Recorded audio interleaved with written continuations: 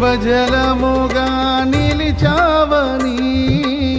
జలనిధిగా నాలో ఉన్నావని,